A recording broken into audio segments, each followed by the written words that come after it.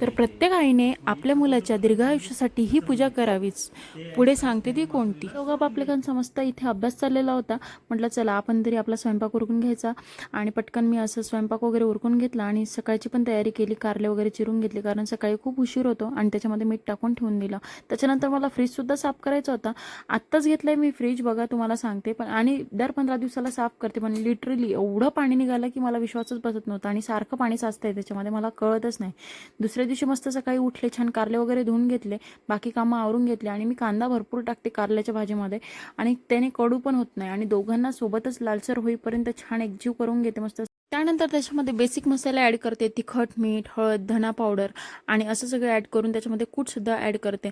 आणि कोणाला आवडतं कोणाला नाही आवडत, खूप प्रकारे अशी भाजी केली जाते. त्यानंतर बरेच कामे शिल्लक होती ती सुद्धा करून घेतली. आणि मेन काम होतं मला आज पुऱ्या तळायच्या होत्या, त्या राहिलेल्या होत्या गोड पुऱ्या.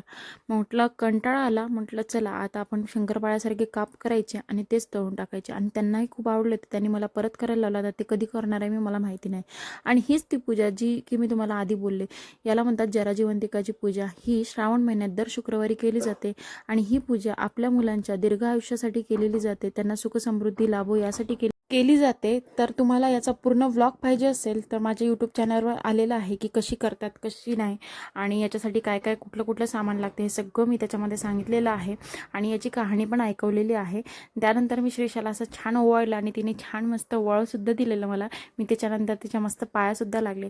जे कोणी नवीन असेल त्यांनी प्लीज सबस्क्राईब करा. बाय.